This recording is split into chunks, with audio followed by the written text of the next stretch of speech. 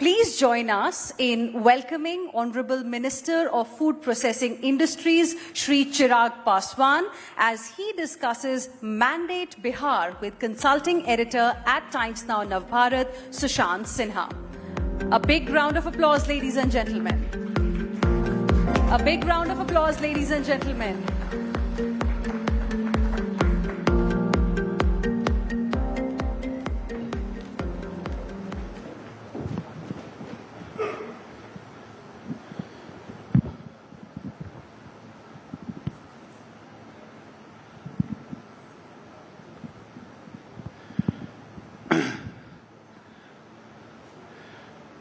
देश में महाराष्ट्र, हरियाणा और दिल्ली के चुनाव के बाद अब इस पूरे साल में सिर्फ एक चुनाव बचा हुआ है और वो है बिहार का चुनाव।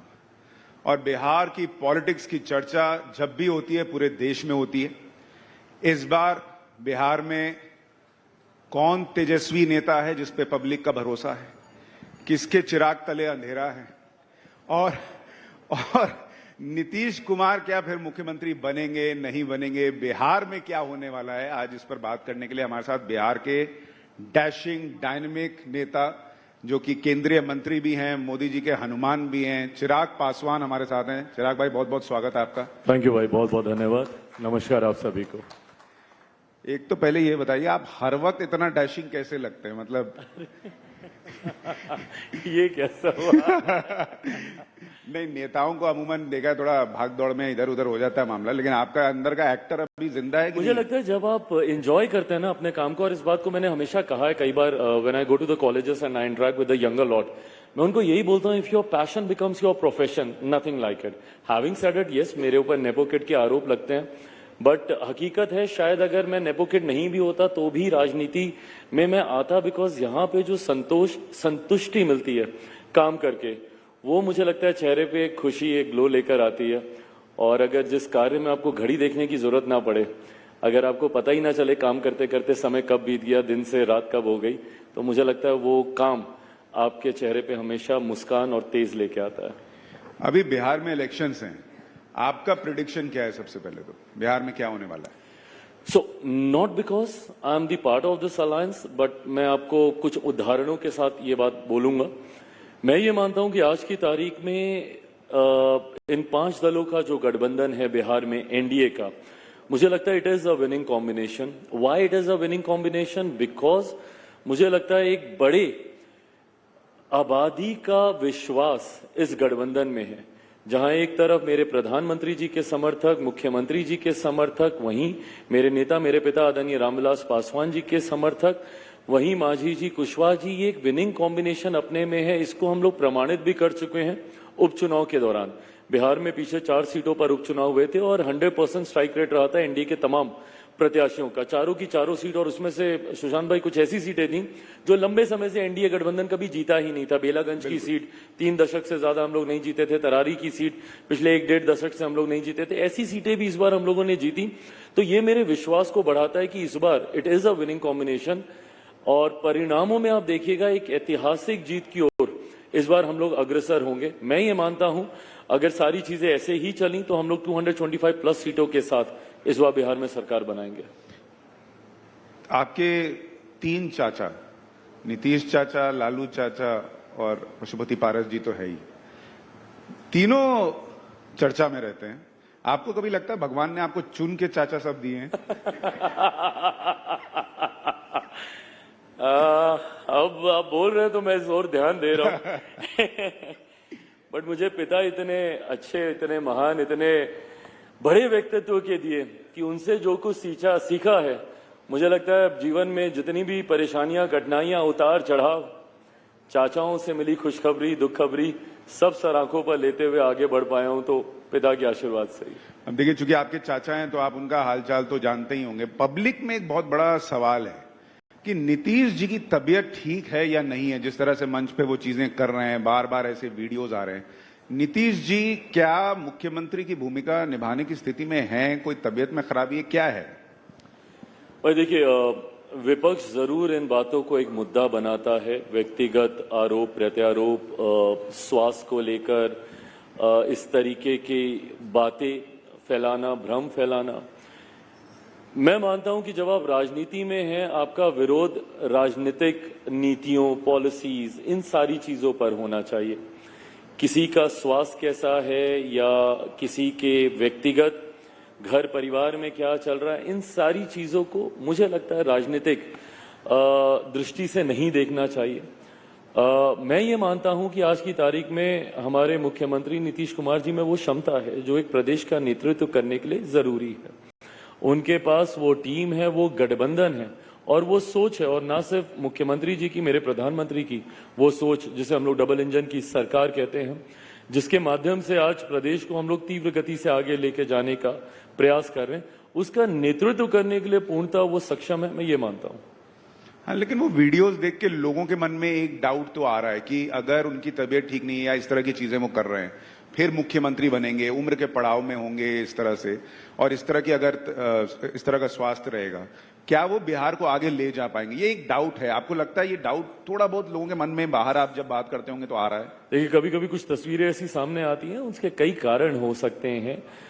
उस वक्त आप किस स्ट्रेस में हैं, नहीं है, कई ऐसी चीजें होती हैं। बट जैसा मैंने कहा भाई, अंतोगत्वा सरकारें नीतियों से चलती हैं। सरकारें गठबंधन में जब आप होते हैं तो आपका जो गवर्नमेंट का एजेंडा होता है उसके आधार पर ये सारी चीजें चलती हैं। ऐसे में किसी व्यक्ति विशेष, मैं मान रहा हूं जिस व्यक्ति विशेष का जिक्र कर रहे हैं वो मुख्यमंत्री हैं, वो नेतृत्व कर रहे हैं हमारे गठबंधन का, हमारी सरकार का। पर मैं इस बात को मैं कहूंगा कि व्यक्तिगत आरोप पे ध्यान देने की बजाय नीति पर अगर आप सवाल उठाएंगे तो उसके प्रश्नों के जवाब, मुझे लगता है राजनीतिक परिप्रेक्ष्य में जब आप चर्चा करें तो सवाल उस पे होने चाहिए। देखिए, एक चीज तो आपकी अच्छी है, जब जिस टीम से खेल रहे हैं पूरा डेडिकेशन रहता है। एक जमाने में आप कहते थे कि नीतीश जी को खत्म कर दूंगा, आज आप कह रहे हैं कि भाई नीतीश जी के नेतृत्व में चलना नहीं चाहिए। तो बिल्कुल सही आप कह रहे हैं भाई। मेरे पास ये विकल्प है ना कि मैं गठबंधन से बाहर हो सकता हूं। मैंने 2020 में इस विकल्प को चुना भी। उस वक्त मुझे ये इजाजत नहीं दी जाती थी गठबंधन के साथ होने के बावजूद कि मैं गठबंधन के भीतर अपनी बातों को रख सकूं या मेरी बातों को सुना जाए। वो जो तवज्जो मिलना चाहिए वो नहीं मिलता था गठबंधन के भीतर। ये मैं 2019 लोकसभा चुनाव के ठीक बाद की मैं बात कर रहा हूं। उस वक्त मेरे नेता, मेरे पिता आदरणीय रामविलास पासवान जी भी थे, पर उनके निधन के तुरंत बाद ऐसी परिस्थितियां बनी जहां पे गठबंधन में ही मुझे कॉर्नर किया जाने लगा। उस वक्त भी मेरे पास विकल्प था, या तो मैं गठबंधन के भीतर ही रहता और कुछ ना कुछ मीन मेक निकालता रहता, अपने दुख को या अपनी भड़ास को निकालता कुछ ना कुछ बोल के, ये था, या फिर बहुत सम्मानजनक तरीके से मैंने अपने आप को गठबंधन से बाहर किया। 2020 का विधानसभा का चुनाव मैंने अकेले लड़ा। मेरे प्रधानमंत्री पर मेरी अटूट आस्था है, उनके सामने मैं चुनाव लड़ नहीं सकता था, भाजपा के सामने मैंने प्रत्याशी उतारे नहीं, और अपने आप को गठबंधन से अलग कर मैंने वो चुनाव लड़ा। आज जब पुनः भारतीय जनता पार्टी ने ये फैसला लिया, मेरी उस वक्त प्रधानमंत्री जी से, आदरणीय केंद्रीय गृह मंत्री जी से और भाजपा के राष्ट्रीय अध्यक्ष जेपी नड्डा जी से भी इन तमाम बातों को लेकर बातचीत हुई थी, जब मुख्यमंत्री जी वापस गठबंधन का हिस्सा बने थे। और उस वक्त इस बात को उसी वक्त स्पष्ट कर दिया गया था कि कोई मतलब नहीं है कि मैं गठबंधन के भीतर रहकर मैं मीन मेक निकालता रहूं। अगर मैं गठबंधन के भीतर हूं, कोई ऐतराज भी होगा तो गठबंधन के भीतर उसकी बातचीत की जाएगी, ना कि सार्वजनिक मंच पर गठबंधन को आप एम्बेरस करेंगे। तो आज की तारीख में जब मैं इस गठबंधन का हिस्सा हूं, इस गठबंधन की इज्जत रखना भी मेरी जिम्मेदारी है, गठबंधन की बातों को आगे लेकर जाना भी मेरी जिम्मेदारी है। हाँ, तो लोग समझ जाएंगे गठबंधन की इज्जत आप रख रहे हैं, बाकी तो जो दिख रहा है वो दिख ही रहा है।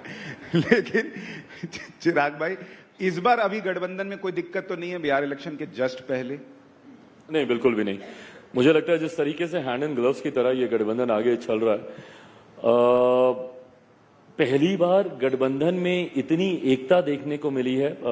जो भी बिहार से है या बिहार प्रदेश में जो भी कवर कर रहा है गठबंधन को, इस बात को जानता है कि न सिर्फ राष्ट्रीय स्तर पर ये एकता है, होता क्या है, नेता तो मिल जाते हैं बट नीचे जमीनी स्तर पर वो एकता नहीं आ पाती। एक गांव में या एक जिले में या एक प्रखंड में बैठे हुए लोग जो अभी तक एक दूसरे से टकरार कर रहे थे, वो संभवतः कई बार एक नहीं हो पाते हैं। तो इस बार गठबंधन के द्वारा ये एक्स्ट्रा एफर्ट्स लगाए गए कि जिले स्तर तक ही नहीं, बूथ स्तर तक भी ये एकता उतनी मजबूत हो।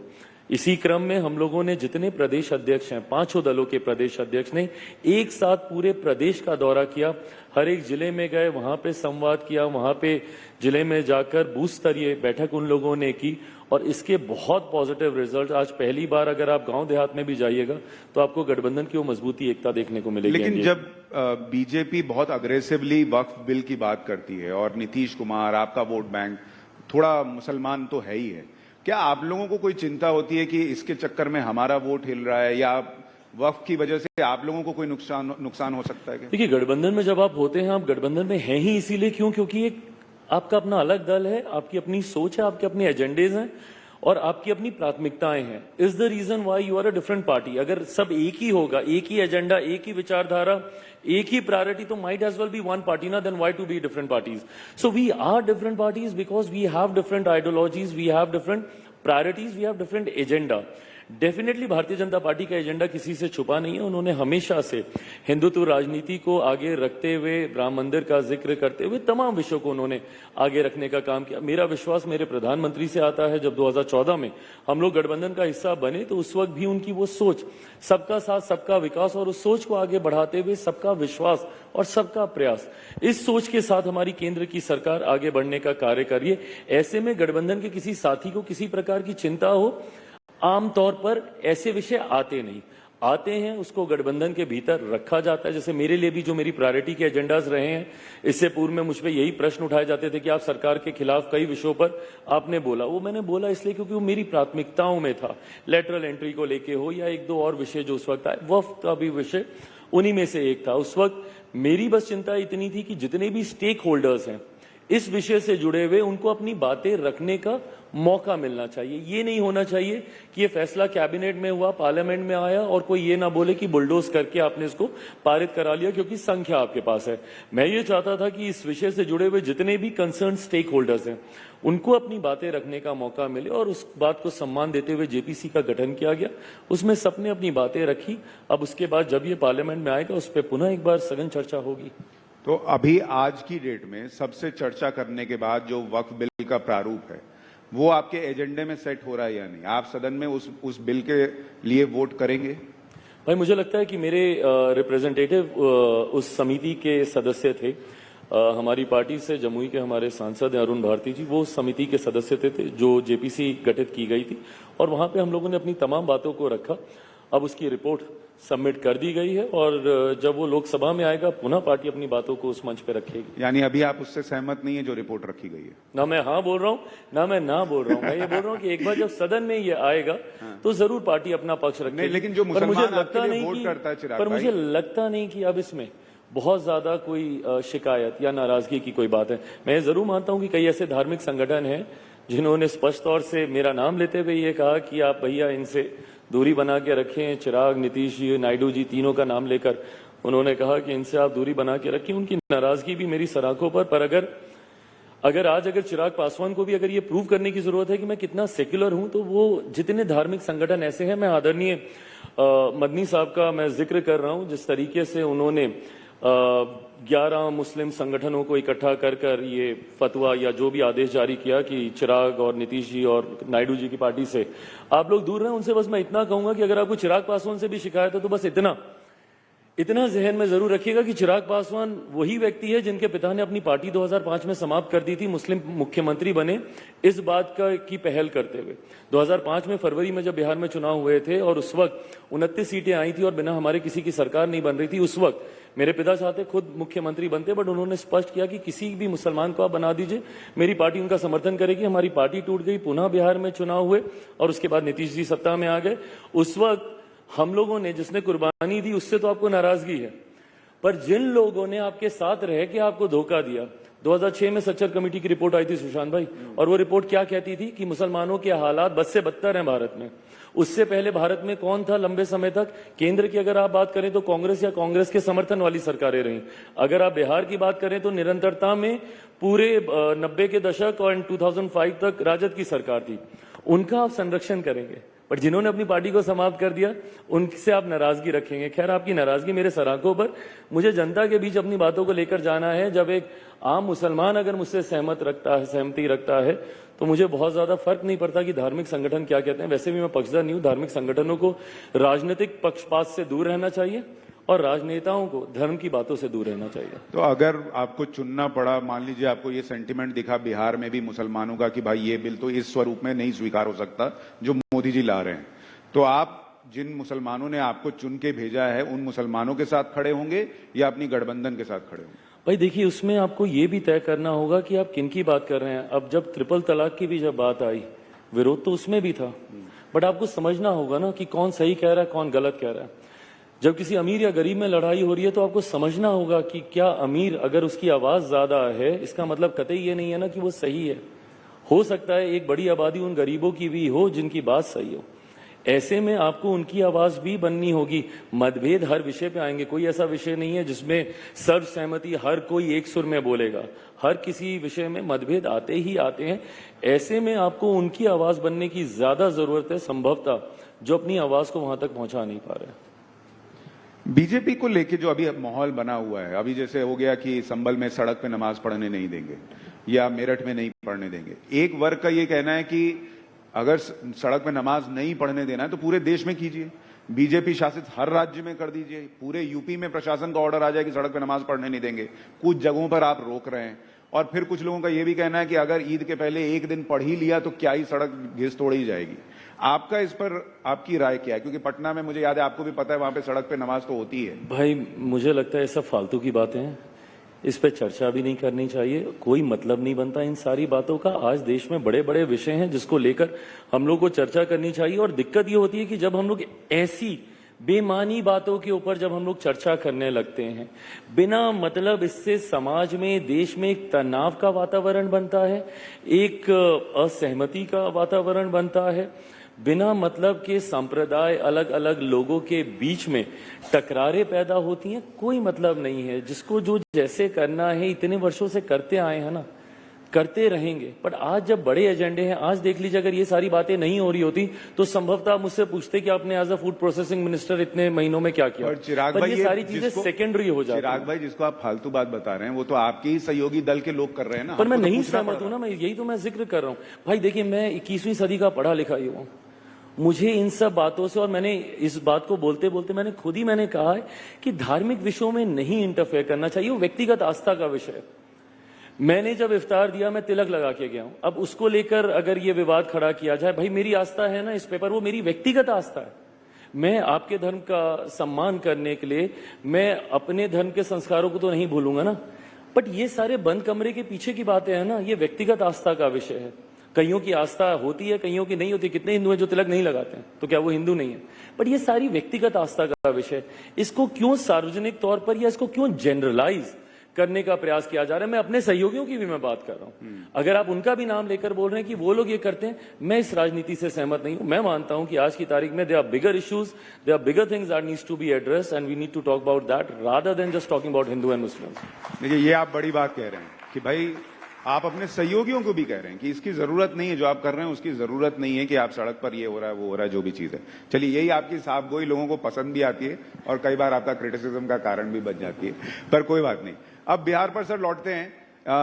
आपके दूसरे चाचा लालू जी, उनकी भी तबीयत बहुत ठीक नहीं है, लेकिन उनके जो बेटे हैं तेजस्वी जी, आपको उनमें तेज दिख रहा है? लग रहा है इस बार वो कुछ कर पाएंगे, नहीं कर पाएंगे? तेज मेरे दूसरे भाई का नाम है, तेजस्वी मेरे छोटे वाले भाई हैं। दोनों मेरे भाई हैं। पारिवारिक रिश्ता है मेरा। राजनीतिक मतभेद काफी हैं, इसको मैं स्वीकार करूंगा। और ये राजनीतिक मतभेद आज से नहीं रहे। जब मैं सक्रिय रूप से राजनीति में आया, सुशांत भाई, 2013 में मुझे लोक जनशक्ति पार्टी, जिस पार्टी को पारिवारिक कारणों की वजह से समाप्त कर दिया गया, उस पार्टी का जब मेरे नेता, मेरे पिता आदरणीय रामविलास पासवान जी ने मुझे संसदीय बोर्ड का अध्यक्ष बनाया था, तब से ये वैचारिक मतभेद रहे। 2013 में जब मैं पार्टी में सक्रिय रूप से, या राजनीति में जब मैं सक्रिय हुआ, उस वक्त से मतभेद थे। और मुझे कतई ये स्वीकार्य नहीं था कि मैं राजद जैसी पार्टी, जो कि जातीयता और सांप्रदायिकता की परिभाषा है, ऐसे दल के साथ मैं अपनी राजनीतिक शुरुआत करूं। मैं नहीं मानता कि आपको जात पात धर्म मजहब की राजनीति को बढ़ावा देना चाहिए। मैं नहीं मानता कि आपको सांप्रदायिकता की राजनीति को बढ़ावा देते हुए तुष्टीकरण की सोच रखनी चाहिए। मैं इन सब चीजों के मैं खिलाफ हूं। इसीलिए मुझे स्वीकार्य नहीं था कि एक ऐसा दल जो एमवाई समीकरण की बात करता है, मैं उनके एमवाई समीकरण से मैं कतई सहमत नहीं हूं। मेरा अपना एक एमवाई समीकरण है, बट मेरे एम में महिला है, मेरे वाई में युवा है। मुझे लोकसभा में मौका मिला अपने आप को प्रमाणित करने का। महज 5 सीटों पे भाई मैं उस वक्त चुनाव लड़ रहा था, बट उन 5 सीटों में मुझे खुशी इस बात की है कि मैंने अपने एमवाई समीकरण को साधा। उन 5 सीटों में से 4 आज मेरे युवा सांसद पार्लियामेंट में है और 2 महिला सांसद पार्लियामेंट में, जिसमें से वन ऑफ द महिला MP, she is one of the youngest member of parliament, she was just 25 when she contested. ये नए बिहार की छवि है जो जात पात धर्म मजहब से उठकर है। यंग, आर्टिकुलेट, पढ़े लिखे, well spoken, well educated young faces जो एक नए बिहार की छवि को भारत की संसद में प्रस्तुत करते हैं। इस सोच के साथ मैं आगे बढ़ना चाहता था। मेरी सोच को कतई राजद जैसे अलायंस, जहां पे आप एम में सांप्रदायिकता देखेंगे तो वाई में आप जातीयता देखेंगे, उनकी सोच के साथ मैं सहमत तब भी नहीं था, आज भी नहीं हूं। अगर मैं होता या अपनी महत्वाकांक्षाओं के लिए या अपने लालच के लिए अगर मैं समझौते भी करता, तो मुझे लगता है 2020 का वो समय था जब मुझे कर लेना चाहिए था वो समझौता, जब मैं एनडीए गठबंधन से बाहर हुआ था। और उस वक्त आदरणीय लालू जी ने बहुत सहज रूप से मुझे स्वीकारते हुए कहा भी था कि नेता अब चिराग है, तो अगर होता तो मैं उस वक्त कर लेता। बट मैं उनका व्यक्तिगत तौर पर बहुत सम्मान करता हूं, बट मुझे लगता नहीं कि उनके साथ कोई राजनीतिक भविष्य मेरी पार्टी का हो सकता है।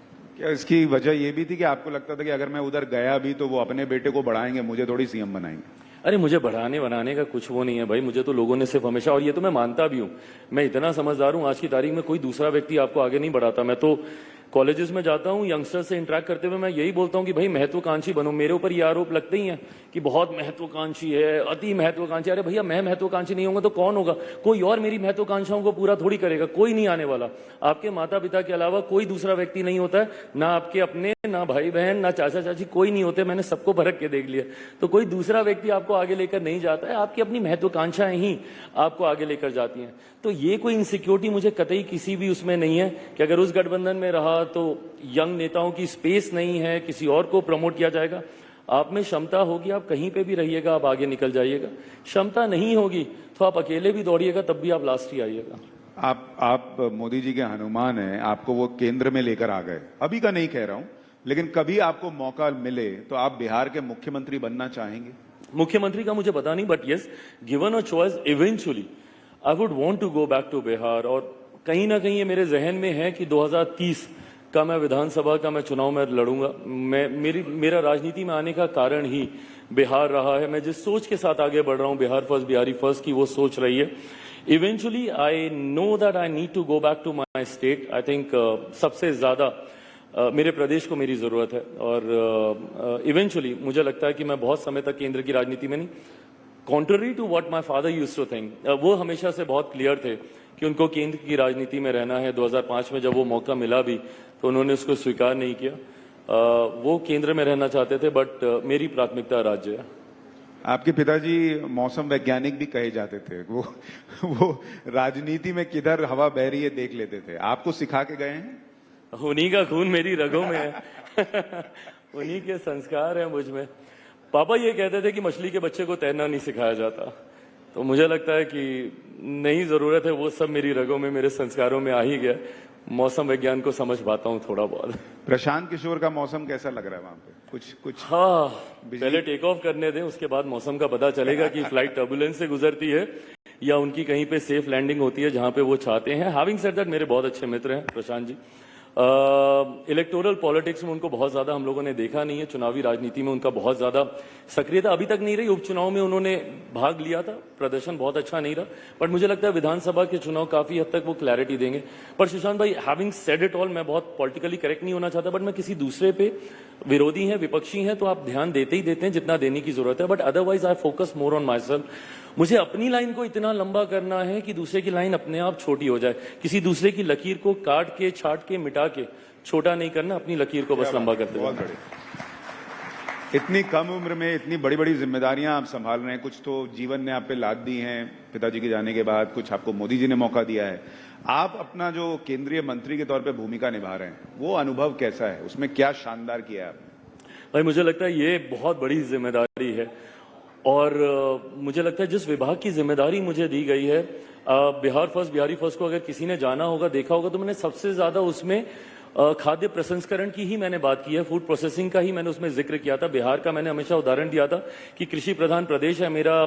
जिस क्षेत्र से मैं आता हूं, हाजीपुर का केला है, मुजफ्फरपुर की लीची है, भागलपुर का आम है, मखाना है, इन सब के प्रोसेसिंग यूनिट्स लगने चाहिए। मुझे लगता है बोलते बोलते इस बात को मैंने इतना ज्यादा मैनिफेस्ट कर दिया कि इवेंचुअली मेरे प्रधानमंत्री ने मुझे इसी विभाग की जिम्मेदारी भी दे दी। तो ये बड़ी जिम्मेदारी है। मुझे खुशी है इस बात की कि मैं देश भर के लिए अपनी जिम्मेदारियों को इस विभाग के माध्यम से निभाते हुए बिहार के लिए भी आज जब हम लोग मखाना बोर्ड का हम लोग जिक्र करते हैं, निफ्टम एक बड़ा इंस्टीट्यूट है जो कि INI की मान्यता प्राप्त है। वो इंस्टीट्यूट अभी तक मात्र देश भर में 2 थे। मुझे खुशी है कि इस बार प्रधानमंत्री जी का धन्यवाद, वित्त मंत्री जी का धन्यवाद कि बजट में उन लोगों ने घोषणा की कि देश को तीसरा निफ्टम जो है वो बिहार में मिलने जा रहा है। तो वो एक बड़ा इंस्टीट्यूट है जिसको लेकर मैं काफी एक्साइटेड हूं। खाद्य प्रसंस्करण के क्षेत्र में बड़े बड़े कंपनियों का निवेश हम लोग कैसे करें। मैं पीछे डावोस गया था, वर्ल्ड इकोनॉमिक फोरम में भारत को रिप्रेजेंट करने की एक महत्वपूर्ण जिम्मेदारी इतने कम समय में प्रधानमंत्री जी ने मुझे दी, उसके लिए भी उनका धन्यवाद। बट वहां पर भी जाकर मैंने हर उस अपॉर्चुनिटी को एक्सप्लोर करने का प्रयास किया। मुझे खुशी है कि मैं देश में लगभग $250 मिलियन का निवेश मैं लेकर आया। तो अलग अलग क्षेत्र से ग्लोबली भी कैसे हम लोग निवेश को भारत में लेकर आए और भारतीय कंपनी को कैसे हम लोग और मजबूती दे पाएं, इस इंडस्ट्री को, फूड प्रोसेसिंग को हम लोग कैसे और सशक्त कर पाएं नीतियों के माध्यम से, वो करने का प्रयास कर रहा हूं। चिराग भाई, सबसे अच्छी बात यह कि अनुभव आपका भले केंद्रीय मंत्री के तौर पर कम हो, लेकिन आपका जो विजन है वो बहुत प्रभावशाली दिखता है। और स्पेशली जो आपने कहा कि मैं बिहार वापस जाना चाहता हूं एक वक्त पर, ये बहुत जरूरी है क्योंकि हम बिहारी कई बार बाहर आ जाते हैं, फिर लगता है यार अब वहां कहाँ ही जा पाएंगे, क्या होगा। तो मुझे उम्मीद है कि आप जरूर जाएंगे और बिहार में अच्छा करेंगे। किसी के चिराग तले अंधेरा हो, लेकिन इस चिराग की लौ बहुत तेजी से जल रही है। ये चिराग कई घरों को रोशन करेगा, ये वादा करके जाता हूँ। बहुत बहुत धन्यवाद हमारे साथ जुड़ने के लिए। Thank you. जोरदार तालियां Chirag Paswan. Thank you, thank you. Thank you very much, Shri Chirag Paswan and Sushant, for such an engaging conversation.